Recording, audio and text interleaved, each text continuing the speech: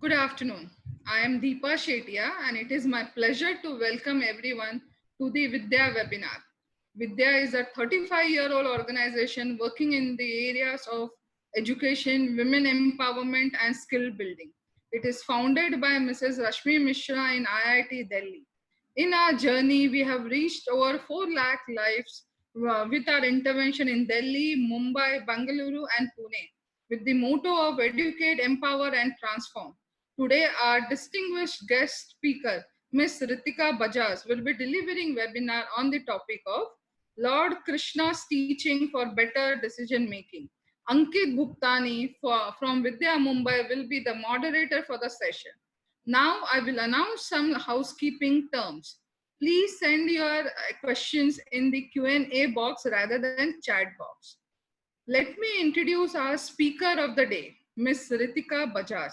Ritika Bajaj's 17-year-long career as a writer and editor started after her master's in English literature in 2002.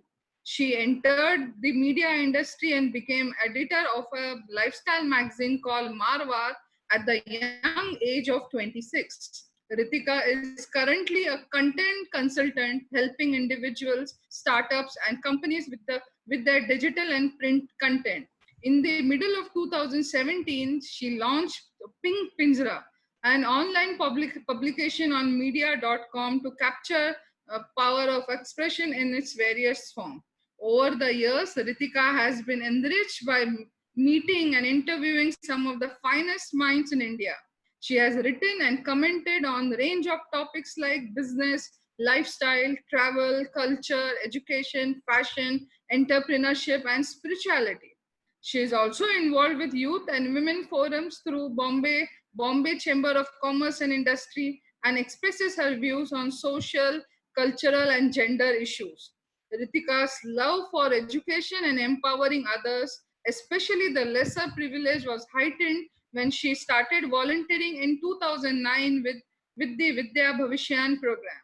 In spite of a busy schedule, she readily agrees to help BY program whenever need arises. Additionally, she is deeply ingrained in yogic philosophy and has been a yoga practitioner for last 4 5 years. I hereby present Ms. Ritika Bajaj. Thank you, Deepa. That was a lovely introduction. And thank you, Vidya India, for having me here as part of your webinar series. It's always a pleasure to do something with Vidya because I get this great feeling of coming back home every time I'm with Vidya or doing some work with Vidya. So thank you. Thank you to all the participants for signing in at 4 o'clock and listening in to me. I hope I can make the next 1 hour really useful and to you, and I hope it benefits you in some way. So I thought before we start, we can all do some omkars together. I know I can't hear you, but you can probably just listen in wherever you are.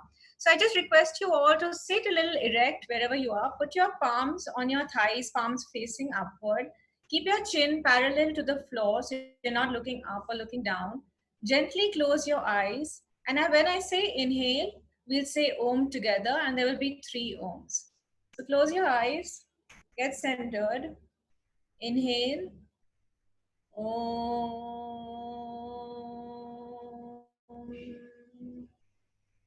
Inhale. Om. Inhale.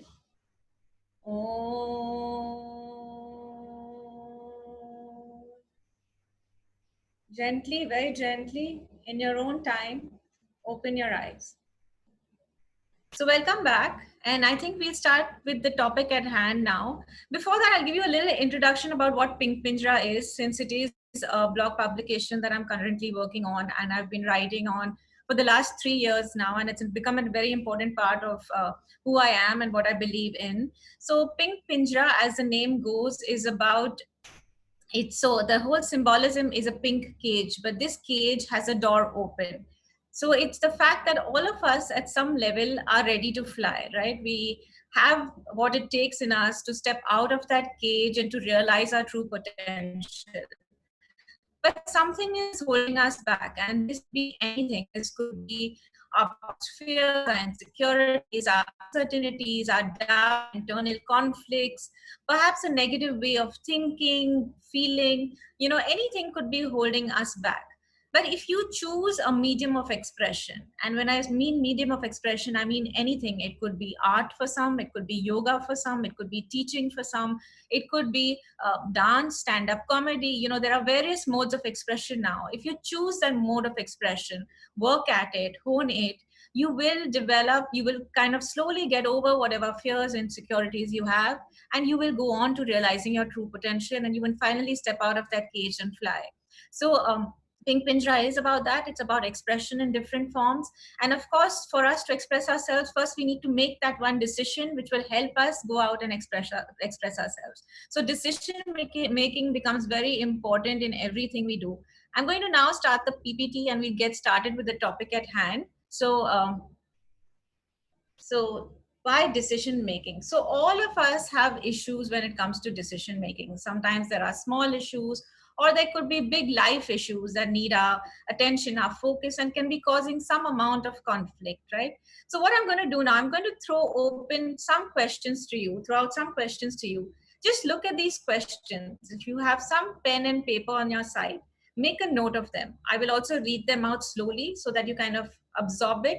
And through the presentation, you may, maybe what has been troubling you will come to the fore, or perhaps you will even get some sort of answers, solutions. So just take a look at these questions. And you can even write about them in the Q&A box, and just, as they come along, we can also answer them through the presentation. So here's the first question. What are the everyday decisions that challenge you? And this could be at home, personally, this could be at work, professionally. What decisions on an everyday level challenge you, and you still get frustrated by them or irritated by them, right? So, feel free to answer it in your own space, in your own time. The next question is, which decisions in your life have caused the most conflict? And it could be any situation, person, event, right? So a lot of things may cause conflict at different points. So try and just articulate that for yourself so that you just make more sense of it on your own. Again, what decision-making challenges have you faced during the lockdown?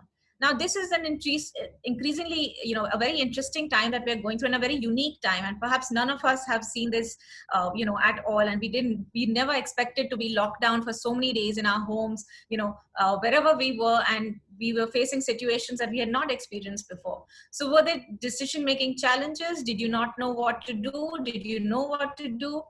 Again, as we step out into the world, should we step out freely? How should we step out? All those issues will come up, and we will be faced with various decision-making challenges again. So if some of them come up top of your mind, just write them down, and let's see if we can together discuss them at the end of this presentation. Again, have you used any decision-making tool successfully? So some very interesting, at least one very interesting decision-making tool is you should sleep over a decision, right? Many people believe that if you just give yourself some time between you and the decision, you'll be able to make a more objective, a more, a clearer decision than you would if you reacted impulsively. So what is that tool that you use? Now, another common tool, which is a funny one, but it's used by many, is sometimes people just flip a coin, right? And there's that common saying that when the coin is being flipped, in that moment of the coin being flipped, you know exactly what you want, and that decision becomes clearer, right? So flipping a coin is used by many. So similarly, what tools have you used? It could be anything that comes to your mind. Perhaps you counsel friends, you counsel relatives, so what are the decision-making tools you use to make successful decisions? Okay, so now we'll move on to what decision-making per se is. So this is a definition from Wikipedia, as you see, and it says every decision-making process produces a final choice that may or may not prompt action. Decision-making is the study of identifying and choosing alternatives based on the values and preferences of the decision maker. So if you break this definition up into two parts, right? So the first line is every decision-making process produces a final choice that may or may not prompt action. So every decision will either trigger you to act on something or not act on something. So even the ability to not act on something, the need to not act on something is a decision, right? So you're making that decision consciously that I will not act on it. I will buy, not buy. I will eat, not eat. I will set a timetable, not set a timetable. You're constantly making a decision, right? So even inaction is a decision, right? Decision making is the study of identifying and choosing alternatives based on the values and preferences of the decision maker. So all decisions that you make will ultimately reflect what you like, what you believe, what you prefer in life, and that's when you will go closer to that decision, right? So it will reflect who you are, and that's why sometimes there is a conflict in decision making, because you want it to strongly reflect who you are, but sometimes perhaps due to external expectations, the environment, you may not be making a decision that is completely what you believe in. And that's when the conflict arises, right? But it does eventually have to reflect who you are and what you believe in, right? So hence we are often caught this conflict of having to choose between two paths, so because the minute you decide to take one path, you are sacrificing or giving up another path, right? And that sacrifice is probably the conflict. So psychology has this interesting concept called the approach avoidance conflict, and I don't know if many of you are psychology students, but it's about how often we are faced with two conflicting situations. Sometimes those both the situations are attractive, both are appealing, and we want to move towards them. But sometimes both are not so favorable and negative, and we don't want to move towards either, but because of some reasons we have to choose one path or the other. So a classic example of this is right now what the government faced when they were unlocking cities, right? If they continued the lockdown, they would face greater economic crisis, and if they opened up, people may contract the virus, and they may have more cases of COVID-19. So there is a dilemma there, because both situations are not that appealing. It's what in English we say, it's between the devil and the deep sea. Either whatever you choose is going to work against you, but you still have to make a choice. And another conflict is the approach avoidance conflict. So the same situation can have have pros and cons, in which case you will probably weigh which is more and then decide what to do, right? So perhaps you get a job offer, and that job offer is very appealing because the job is close by, it's a good salary, you like the people, but perhaps it expects you to do something more than your scope of work. You don't have a skill set, you may need to develop a skill set, you may need to go beyond your comfort zone, so you may be conflicted in that sense. So a few examples of what kind of conflicts human beings face internally psychologically. And of course it's always difficult. It's just a few summarizing points. Your human mind is always thinking about the worst case scenario. Even if a lot is positive going on, they'll still think about that one negative aspect of something, right? We also worry about the consequences. We worry about the impact of the decision on those around us, right? Everything that you decide will not only affect you, but it will affect your whole the circle of people around you, right? Everything has a ripple effect, and it'll move from your family to a larger society. And hence you'll always want to do something, consciously take decisions that work not just for you, but for the people you're living and working with also. And finally, like I said, it will always align with your values. You will want it to reflect who you are and what you believe in. And when that issue comes up is then when the conflict starts.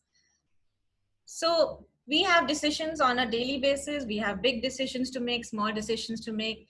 And similarly, several hundred years ago, Lord Krishna had a big dilemma he was facing.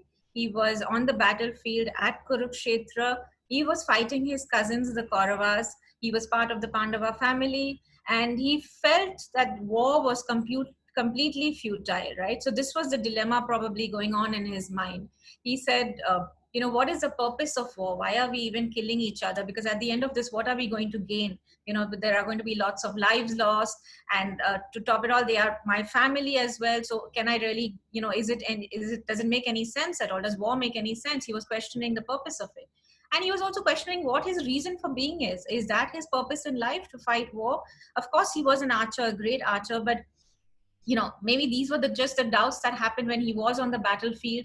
That instinct, that primal instinct of fight or flight that comes into a human being at the time when you're in a time of crisis. You either want to face something or you want to run away from it, right? So Arjun was probably in that frame of mind. And that's when Lord Krishna intervened, and he gave to him what we know today as the Bhagavad Gita. The Bhagavad Gita is a classical text. It's a literary work. It's a great, book full of life lessons, life instructions.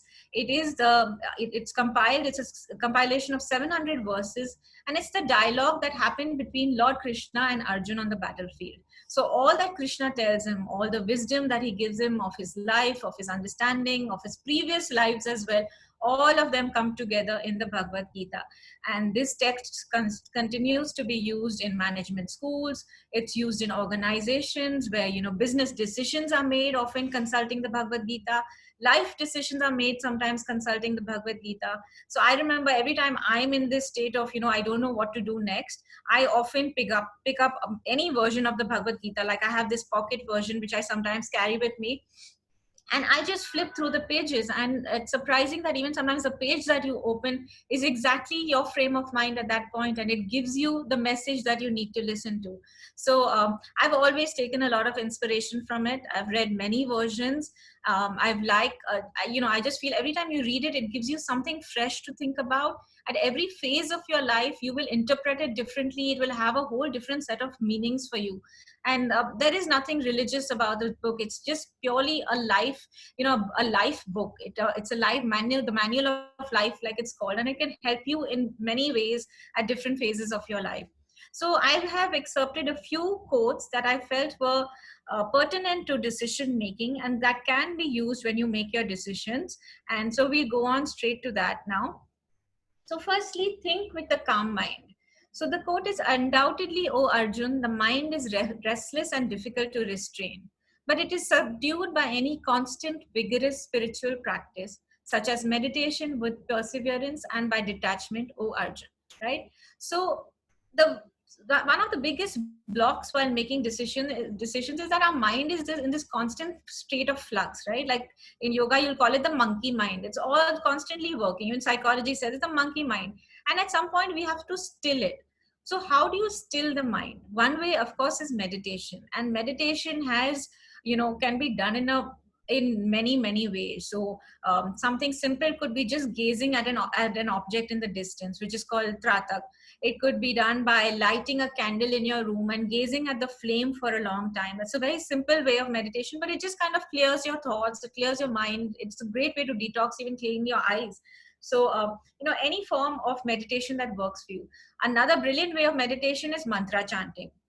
So mantras, by their very nature, the more you chant them, and this could be any mantra that you choose of your choice. It could even be affirmations if you don't want to go to a mantra.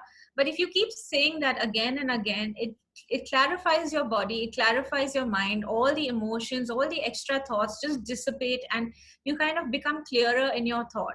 And that gives you a stillness, that gives you the required peace and calm that you need to go on and then make a decision that will work in your favor.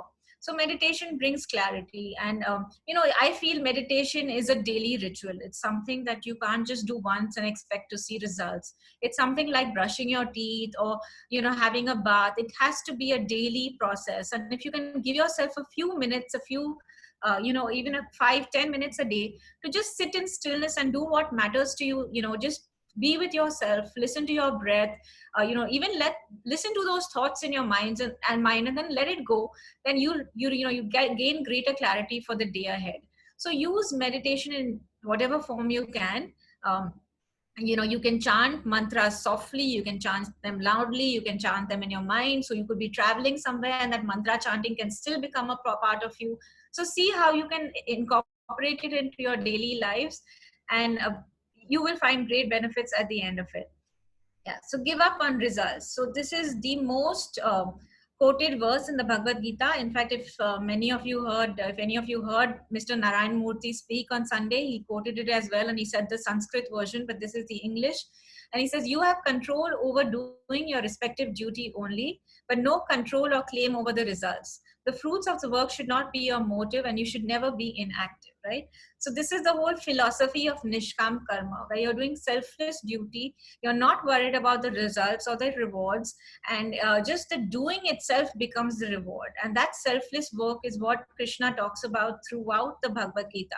It's, it is the foundation of Karma Yoga, so to speak. And he says, don't think about the fruits, don't think about the end result, because that often comes in the way of us even doing things, beginning to do things, and it may even keep us inactive, and we may say, but what if we don't succeed? What if we fail?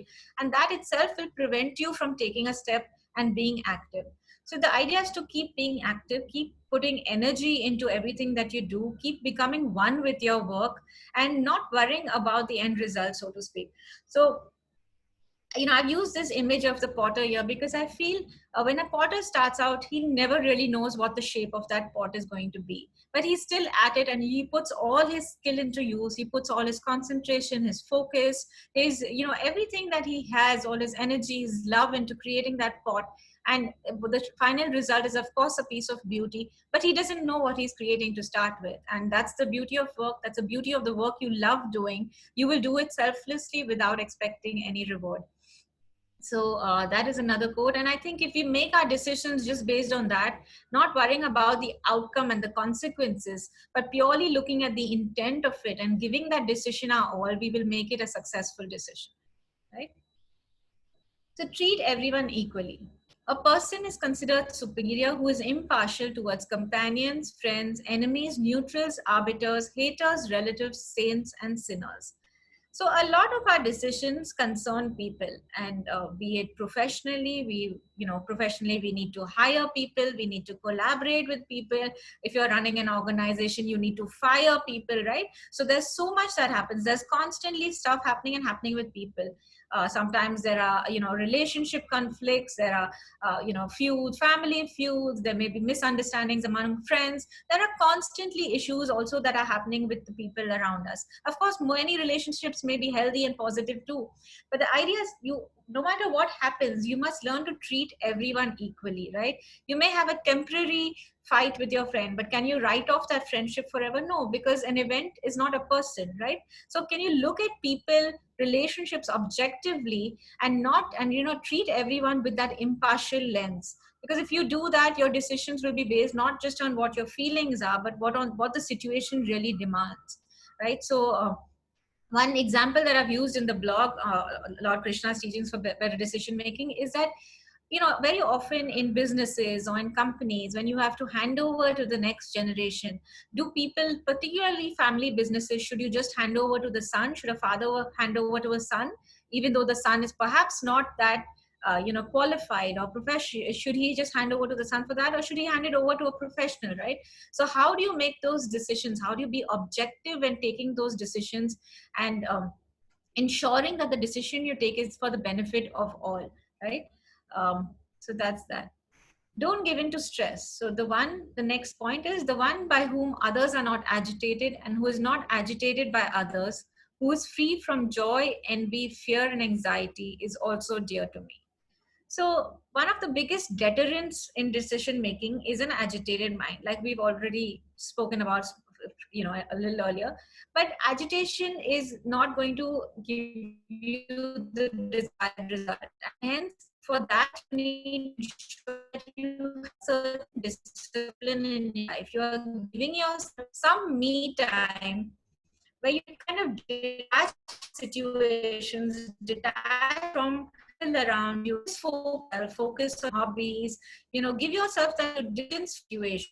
In yoga we call this vichar, where you put discipline, and this vihar is recreation, your time, where you kind of put together at some time which is devoted to you, which is devoted to your recreation, and that kind of helps you de-stress, disconnect from a situation, become objective for some time, and then you can come back to it with greater objectivity, right? So I've been reading a lot of articles online about how COVID is particularly impacting women, because women are working from home and they're working on at home as well, right? So women moreover need to take that time for themselves, that 1 hour, devote to a hobby, devote to a talent of that you want to develop, and just give it that focus and attention. Don't let anyone interfere with your time. Hold on to it very dearly, and let it help you de-stress. And even sometimes simple things like taking a walk for half an hour by the sea, just being by yourself, being with your thoughts, can help you free yourself of that agitated mind.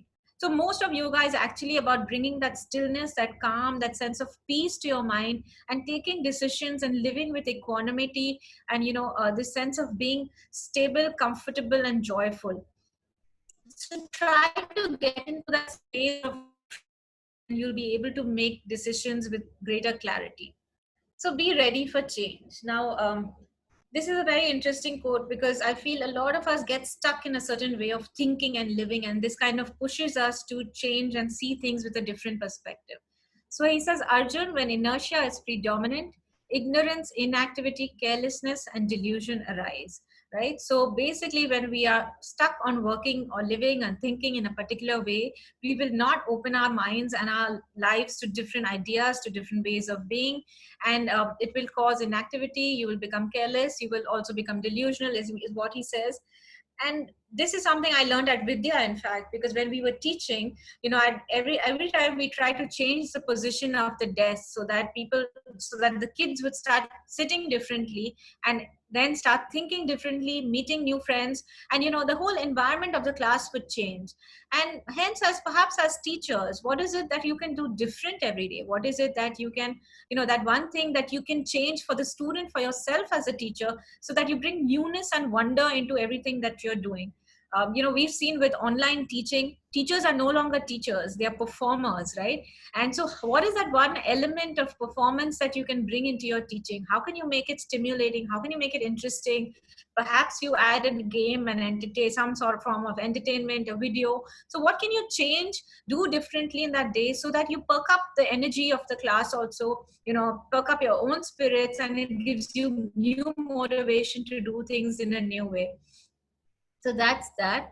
um, and of course, everything that you do has to be done with complete conviction. And Lord Krishna says, whatever is done without faith, whether it is sacrifice, charity, austerity, or any other act, is useless. It has no value here or hereafter, O Arjun. And so, there's this example that I used in the blog that I wrote, and which I feel is a very sweet, nice story. It does the round on WhatsApp very often. So there was a village where there was drought, there was no rain for days on end, and the villagers came out to pray. And everyone came out, but there was one little boy who brought along with him an umbrella because he believed it would rain, right? So it's important that when we decide to do something, we believe in it. We don't just step out to act, but we have complete conviction and faith that it will happen. So anything that you do, any decision that you take it with complete conviction, complete faith, and put your all into it when you're doing it. Don't guess. Don't go in with a lot of doubt after that. Just believe that it will happen, and you will see the results of it automatically. You will not have to work toward it. It just unfold. All you need is faith, conviction, and a lot of energy. So that's that. And of course, every decision, like I said, will have a ripple effect on the people around you, right? So it's important as change makers, as role models, as influencers in society, that we do set high standards in everything that we do. We do consciously make decisions, consciously and cautiously, because whatever we do, the world is going to follow at some level, right? Our decisions, nothing happens in isolation. Even today, even though we are disconnected from people and sitting in isolation, we are still connected to everyone. And hence, so Lord Krishna's words here make a lot of sense. He says, but because whatever noble persons do, others follow. Whatever standards they set up, the world follows, right? So everything that you do will get watched, will get followed. And particularly if you're in a position of power, of influence, you do want to ensure that you take decisions very consciously, very cautiously, and that you also walk the talk, And I think there is, of course, a state leader actually embodied everything that he stood for, right? So if he believed in nonviolence, every aspect of him was nonviolent. And hence, he had quotes like, be the change you want to see in the world, because till you don't walk the talk, no one else is going to follow you, right? So, also be, conscious of the fact that every decision you take, you will have to live up to. So before you take that decision, think a lot before it, and, see that it also ensures your belief, it reflects your beliefs and values, so that people know what you stood by, what you believed in, for generations to come. So that, and of course, keep setting your own standards and see how you can surpass them. You needn't have any benchmark outside. The benchmark could be you yourself, right? So that's that. And finally, decision making is solely your responsibility. No matter how much advice, how much counsel you get from the world around, and these are beautiful words, and Lord Krishna sums it up very well. So he says, "Thus the knowledge that is more secret than the secret has been explained to you by me. After fully reflecting on this, do as you wish." Now, of course, in those days, knowledge was considered a secret, especially when it was given from guru to shishya. It was a secret. It was not given to everyone. Like today, we have mass learning, but there it was a one-on-one process, and the shishya was chosen, right? So it was a secret that was given by him to Arjun, and Arjun had to reflect on it. And this word reflection is an important part of decision making, because every time you decide to do something, you will be reflecting on it deeply, and then only you will do as you wish. And of course, nicely, he says, "Do as you wish," because no matter what he can tell him, finally, it's up to him to take that decision, to pick up that bow and arrow again if he chooses to or not, and step out into war. So that was Lord Krishna's teachings, and that was Bhagavad Gita. I think we can now open it up to questions if there are any. Yeah. Hello, it was wonderful presentation by you. Our audience are really mesmerized with the presentation, because in this difficult time, it's so important because we are constantly making decisions, whether I can't hear you. Yeah, can you hear me? Sorry. Yeah. So saying that human constantly makes decision, whether it's in our personal life or professional lives. And today's presentation has really helped all of us in better clarity towards how do we make a decision. The very first question comes in our mind after the presentation, and that is, how do we still discover our own truth? As you presented in your presentation of a picture of Mahatma Gandhi. Mahatma Gandhi represented Bhagavad Gita in one word, and he said that it is Anasakti Yoga. Some other commentator has given some different flavor to Bhagavad Gita, and same, so on and so forth. And Krishna, as you rightly pointed in the last slide, that he's saying that do what you find is correct. So with all this guidance, how one finds the right path and the right decision? See, I think you have to firstly choose the path that is most aligned to you. And that's why, like I started out with Pink Pinjra, everyone will have their own unique form of expression. And, the more you go towards that and express yourself with that mode of expression, you will find your truth. And there is no one path that works for everyone. Like yoga is full of diverse paths. You have Bhakti Yoga, you have Karma Yoga, you have Raj Yoga, you have Jnana Yoga. So depending on which path you choose, the truth will unfold to you accordingly. So it's really very personal. But I feel you have to keep doing what you are doing diligently, with an approach of selflessness without expecting any reward, and that's when you reach a higher truth. I mean, I don't think any of us have completely realized it, and we are all still seekers. We are moving towards that path, and hence we take whatever inspiration we get, we take from the learnings of great minds, of great people, and we see how we can, incorporate those teachings into our everyday living, and kind of get better at what we are doing, get better at understanding life itself. Because that is also a constant learning. To just every day something new unfolds in our life, and we have to deal with it. We have to do it graciously. We have to kind of still continue to thrive. So it's a constant learning, and and I think it takes many years of sadhana also, so which you have to be committed to. You have to keep a discipline for, and that's when you go closer to your truth.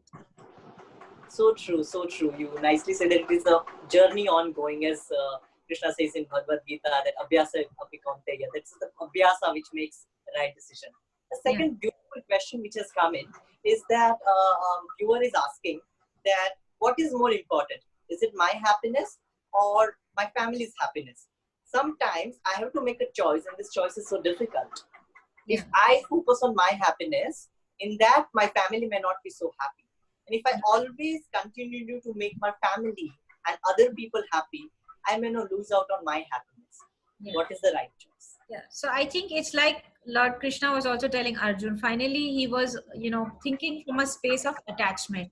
He was attached to his family, to his extended family, and hence the decision making was difficult.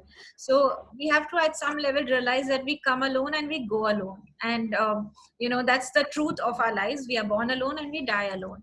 And hence the primary focus has to be you. If you are unhappy, nothing else is going to matter. And that internal conflict, internal sadness that you carry because you are not doing what you are truly called to do will always be reflected in some other form or the other. So it'll come out in other ways. And I feel like you're punishing yourself if you're going against your own will. That's what I feel. And of course, you do need to be sensitive to the needs of others too while you are executing your dream. But and see how you can even include others in that process. So give them a role to play in what you're doing. I think that's very important. If you can make it more inclusive, if you can incorporate other people's wishes, it's like when you're creating a project, you bring together all your teammates and say, now what are your views as well? And slowly take them into a direction that you feel works for the bigger picture for you too, right? So it can be done tactfully. You can keep yourself happy and others happy, but primarily it is you who has to be. Your primary relationship is with God. Rest, everything I feel is secondary. So you have to be truthful to yourself, truthful to your God, and it will all fall into place. One more question which has come in is, कई बार हम कोई decision ले लेते हैं और उसके बाद realize करते हैं कि ये मैंने जो decision लिया था वो गलत था. Right. तो उसके बाद वहां से वापस मुड़ना कई बार मुश्किल हो जाता है. Right. तो ऐसे situation में क्या किया जाए?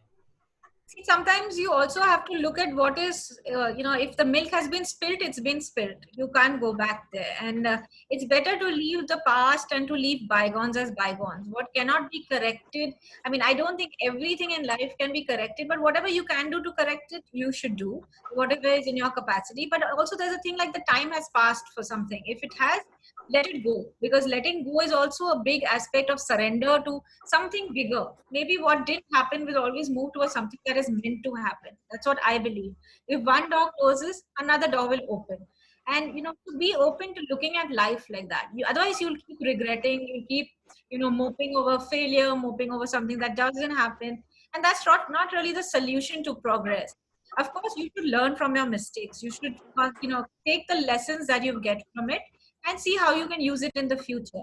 But what has been done, and there's no point dwelling on the past for too long. Like, so there was this very interesting forward that I received recently, and of a guy holding a glass of water, and he asked the students, how heavy is this glass of water? And he says the heaviness is not in the weight of the water, it's not in the water that I'm holding, but it's how long I hold the glass for. So if you're going to hold the glass the whole day, or you're going to hold it for a month or a year, it's just going to weigh heavy on you, and you're not going to be able to move freely and act freely. So put that glass down. What didn't happen, let it go, and then move on to something else. Right. Wonderful. Another question is that how long one should give to thought process before taking a decision? Yeah, so it depends. It depends on the nature of a decision. It also depends if you have to act quickly. Like right now, many people fighting in a war, people are on the border right now. They have to take quick, instant decisions. So it depends on what your current situation is. If you think you have a little time to give it and you'd rather sleep over a decision and it's not that urgent, then you can give it more time. But if it's something that has to be dealt with quickly, then just go into all your understanding of the situation. Go into, quickly assess what you know, how you can deal with it. Understand if you have the skills to deal with it or whatever it is you need, and you have the resources. Right today, people are in the stock market and they have to quickly decide whether they want to buy one stock or the other because the rates are dipping. Small things like that. Just take your own, dip into your existing knowledge, your existing understanding of the subject, and take a decision accordingly. That's all. So it really depends. It's situational. It depends on how much time you have for a particular decision. The next question is coming from one of our teacher from community, and she is asking, as a woman, I have to take some decision that might go against the social norms around me. What should I do? Well, it depends on how brave you are to take that decision. Because whenever you're going against a certain societal norm, you are also challenging it in some way. And it really depends on you how brave you are in it and how much you believe in that decision. If you believe in that decision, you will do it anyway. So, again, it comes down to conviction to faith. If you have that much faith in your decision, in who you are, and you can carry it out, then go ahead and do it. But get ready for some resistance, because it will come. Any society that you're up against will always resist you if you are, challenging them in some way. So get ready for that resistance. But like I said, also, try and show people reason and bring them along in that cause. There are always a few people who will always believe in something that you believe in. So try to create that tribe of followers, so that you're not in any fight or struggle alone. That's what I would say, so that you get your strength also from that support system. And what are the skill set one should have to make a better decision?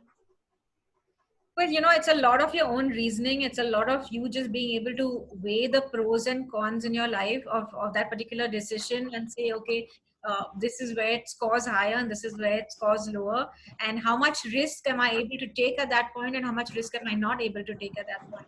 So it really depends. It's a lot of putting all your understanding of life, of situations, of a particular subject. If you need domain knowledge for that decision, things like that. What all do you have at that point? You'll have to keep building on your resources.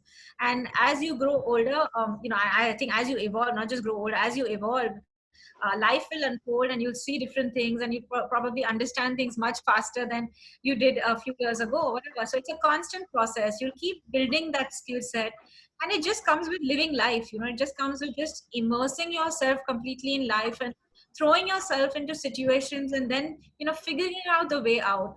Most of life is just problem solving, and we have to just go with that approach of being able to solve a problem, and solve it in a way that not just benefits us but benefits our whole society and community.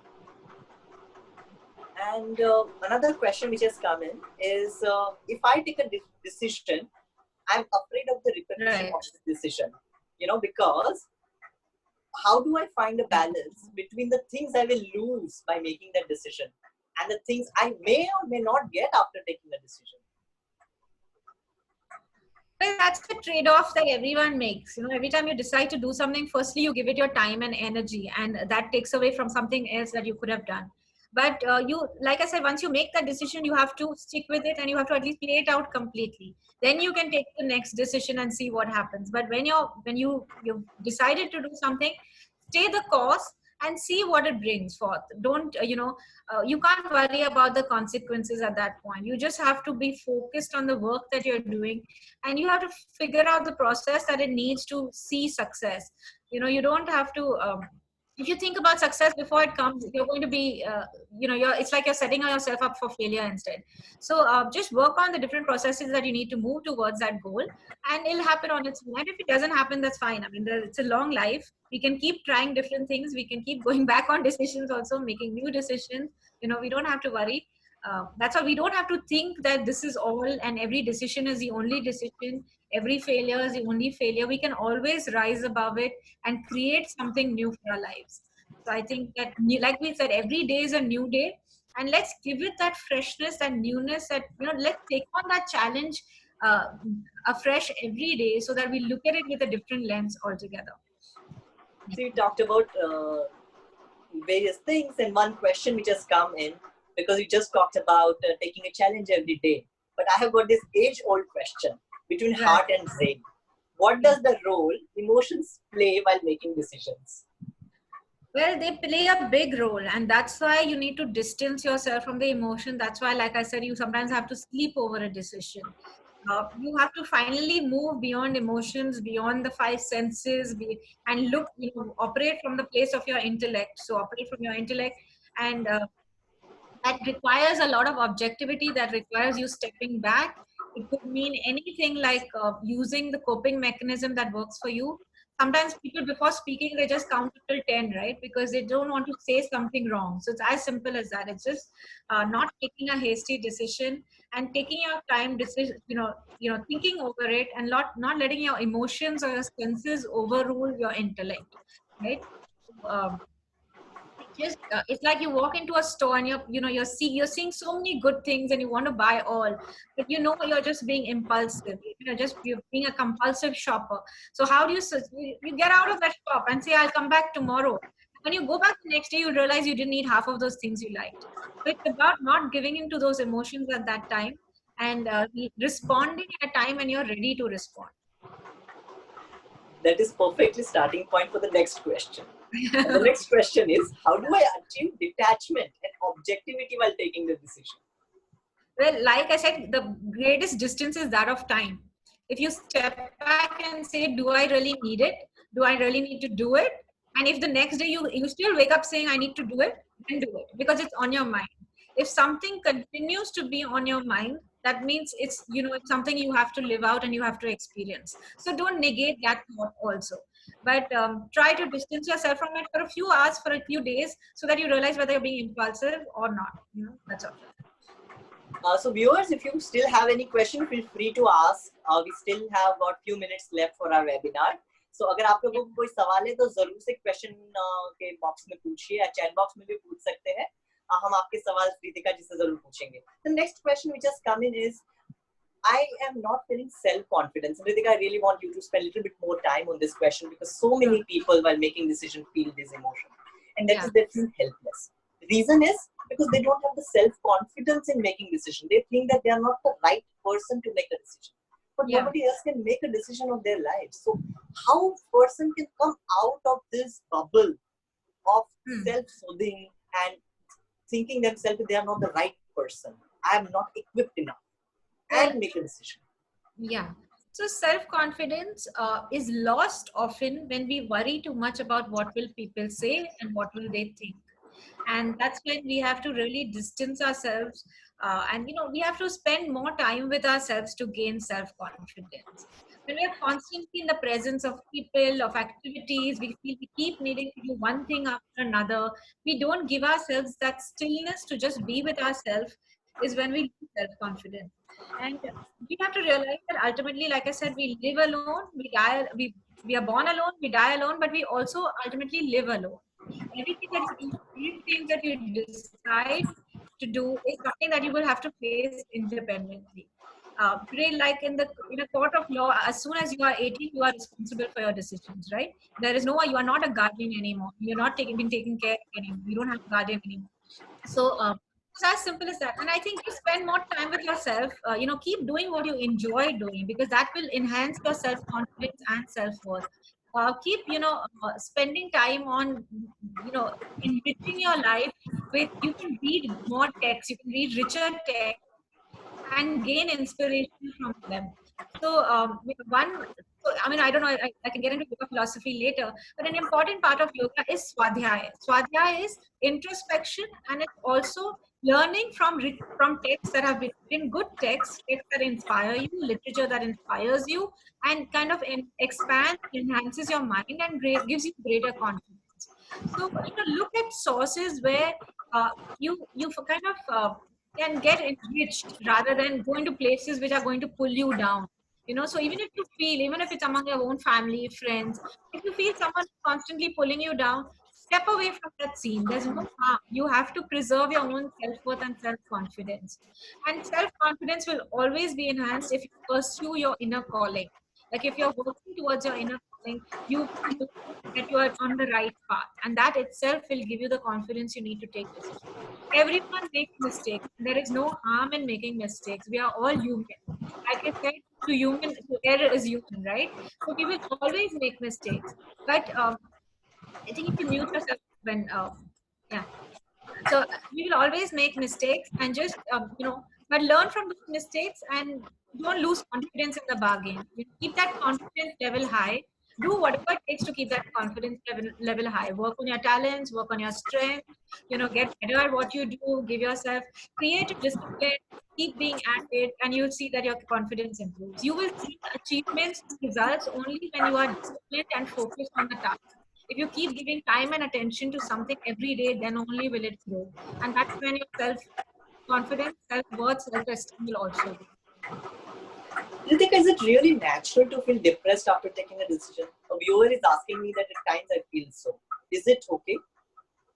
Well, depression is of many kinds, and I'm not a mental health expert, So I wouldn't like to comment on depression per se, but of course people do feel low and times when things don't work out for them, and it's only natural because disappointment is natural. But the idea is to not stay with that disappointment for too long.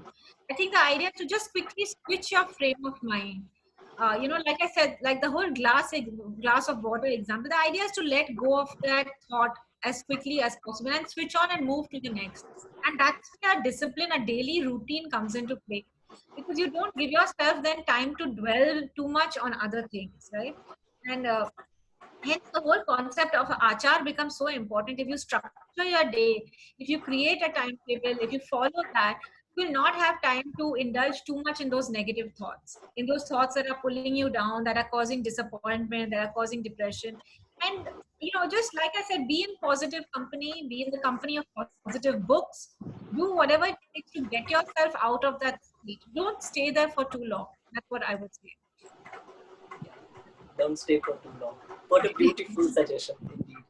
So the next question is, how much importance one should give towards intuition while making decision, like sixth sense? मुझे ऐसा लगा कि ये right decision है, तो मैंने ले लिया.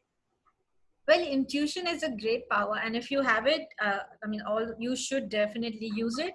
And it does come from a lot of understanding of what you're dealing with. It comes very naturally. They say, in fact, intuition comes from a place that you hadn't even known. So a lot of times you'll just instinctively, intuitively know that something has to be done, and you won't even know why. It's not in your previous understanding or previous learning of anything, but it just happens. So if you can tap into that sixth sense, great. You should listen to your sixth sense, because it does often guide you in the right direction. And if you don't, in fact, is when you face a lot of conflict. But it depends on how finely tuned your sixth sense is, how finely tuned your intuition is, and but of course respond to it. Like I think whenever you make a decision, think of beyond what you see. When you can go beyond what you see, what you hear. So intuition is basically the Agnya Chakra is here, and it goes above the five senses, right? So you have sight, smell. It goes beyond them. So when you can go beyond what you see, what you experience, and still know something, that is intuition. And use that whenever you can. You can tap into it through meditation. You can tap in, like I said, meditation is a great tool for it. You can tap into it by simply being still wherever you are and just absorbing a space and an environment. That's all. Yeah. So with this, my last request to you would be, which is your favorite verse of Bhagavad Gita? What is really touching? Yeah, I think, there are many, and, like I said, but the whole Nishkam Karma, I think, is my favorite one. I don't know the Sanskrit verses, and I want to learn Sanskrit so that I understand it more deeply. But yes, I think the whole Nishkam Karma, and I think the whole of Bhagavad Gita is based on that one premise of Karma Yoga. It talks about selfless service. It talks about not being inactive at every point. At any point, you continue doing your action no matter what the reward. And I think if we, continue with our life in that sense, the rewards will automatically come. We will automatically feel fulfillment, and we won't need to look anywhere. I feel just read the whole thing. There's no one verse. It's a complete text. And it's beautiful every time you read it. So, pick up any simple version. Like so there's a My Gita by Devdutt Patnaik. This is also an interesting one. It's a simplified version. He gives his own interpretation of it. There are lots of Bhagavad Gita versions. So see whatever you resonate with and pick them up. Read a few verses every day. I know people who read one page every day of their lives because it gives them that much strength and faith to go on. Perfect. So with this, I'll hand over to Deepa Shethia again to take it ahead. Okay.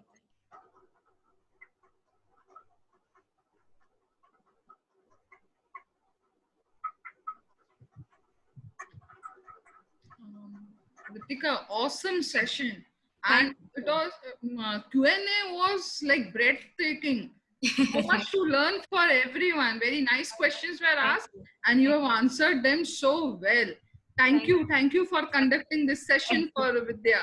Thank you. It's an honor. Thank you. Always a pleasure. So, on behalf of our Honorable President Rashmi Mishra, Honorable Vice President Dr. Nayan Dabolkar, and entire Vidya family, I would like to thank Ms. Ritika Bajaj for being our guest speaker and